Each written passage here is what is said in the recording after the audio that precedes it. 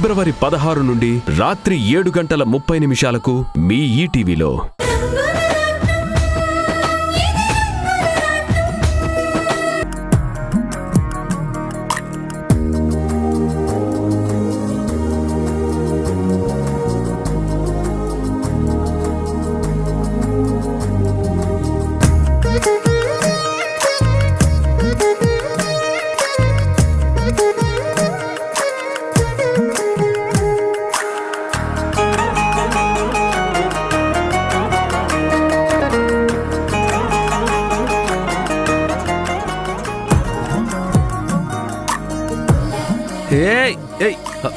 కదలద్దు. ఏంటి సీత, ఏం చేస్తున్నావు? కదలద్దు. సీత, ఏం చేస్తున్నావు? కదలొద్దన్నానా? అదే, ఏం రాస్తున్నావు? కనుక్కోండి చూద్దాం. ఏంటి అలరి? చిన్నపిల్లవు అనుకుంటున్నావా? ఎవరూ లేనప్పుడు భార్యాభర్తలిద్దరూ వాళ్ళ రూమ్ లో చిన్నపిల్లలే. అదే, ఏం రాస్తున్నావు చెప్పు.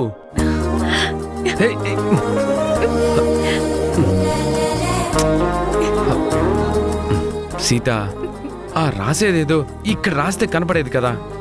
ఆడపిల్ల మనసులో భావాలు అంత తేలికగా అర్థం కావు మాస్టారు. చాలా కష్టపడాలి. పిలవకుండానే దగ్గరకొచ్చిన దానివి ప్రేమతో దగ్గరికి తీసుకుంటే అలా పారిపోతావేంటి? నేను దగ్గర అవ్వాలంటే అక్కడ ఏం రాసిందో చదివి చెప్పండి. అంతేనా? ఇప్పుడే చదువుతాను. అబ్బా, అంత ఈజీ ఏం కాదు.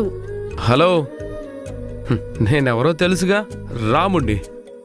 శివుడి ధనస్సుని ఒంటి చేత్తో విరిచిన రాముడి పేరు పెట్టుకున్న వాణ్ణి. అయితే వీపు వెనకాల ఏం రాశానో చెప్పండి.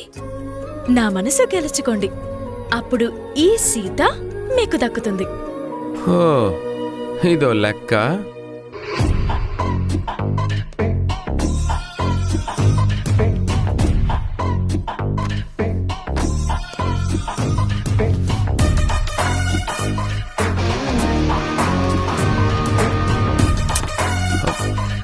సీత, ఏం కనిపించట్లేదు.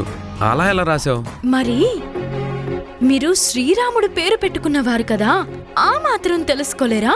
చూడండి.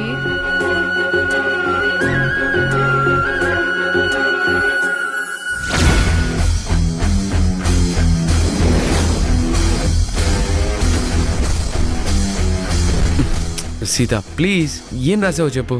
తెలుసుకోండి.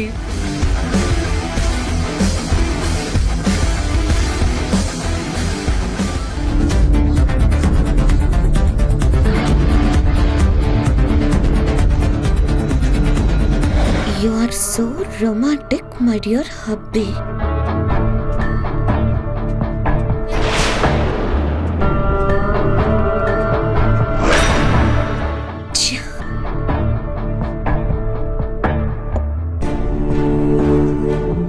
అది సీత నా వెనక పెన్సిల్తో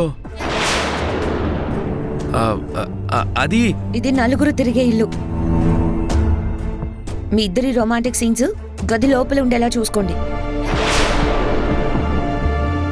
కనీసం డోర్ అయినా వేసుకోండి. అందరికీ కనపడేలాగా ఇలా ఎక్స్పోజింగ్లు చేయకూడదు. కొంచెమైనా సెన్స్ ఉండాలి. మాకు అప్పుడప్పుడు ఇలాంటి చిలిపి ఆటలు ఆడడం అలవాటు శశి. ప్రతిసారి ఆయన ఇలాగే నా వీపు మీద రాసి నన్ను ఆట పట్టించేవారు.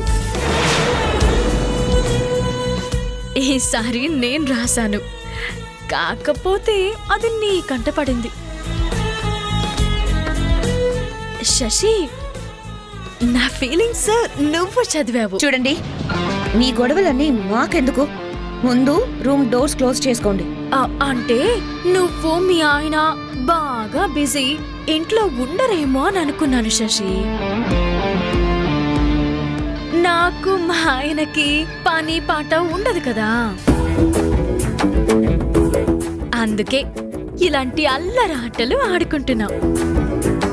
ఇక నుంచి తలుపులు లాక్ చేసుకుంటాంలే.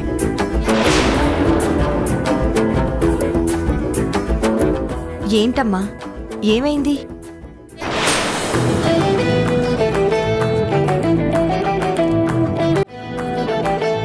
ఒరే రాము, ఏంట్రా ఇది?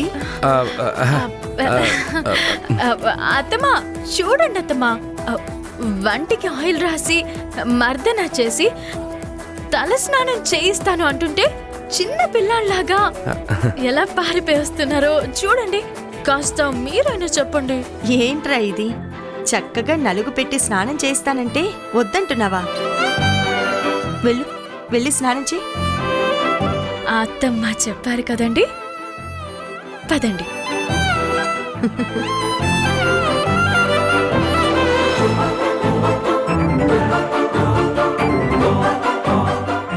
ఛ!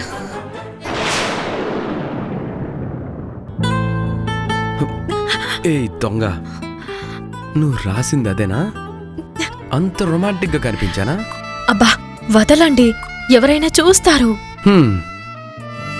అమ్మకి మనవన్నో మనవరాల్లో ఇస్తామని చెప్పాం కదా, అది గుర్తుందా? మ్మ్. పైగా మనకి పెద్ద పనేం లేదు కదా. ఈ పనితో అయినా బిజీ అవుదాం, సరేనా?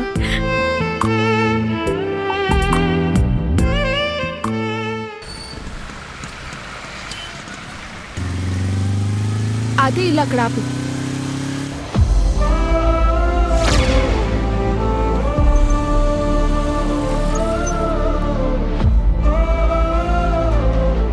ఇక్కడే ఆపేవేంటి?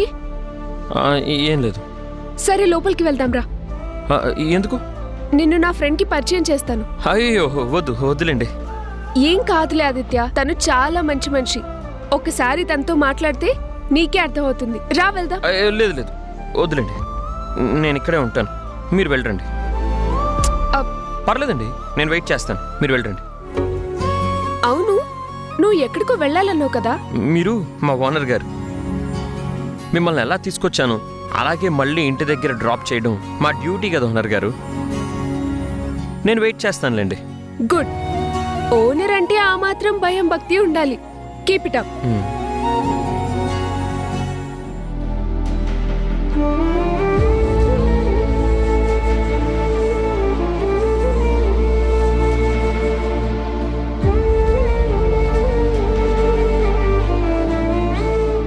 అమూల్య ఎలా ఉందో శైలు ద్వారా తెలుసుకోవచ్చు.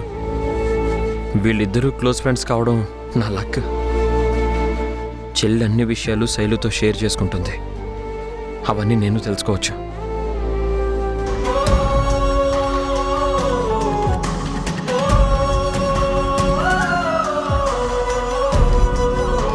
అమూల్య, అమూల్య, అమూల్య. శైలు, శైలు, ఎలా ఉన్నావే? బాగున్నాను. రా, ఇలా రా, కూర్చో.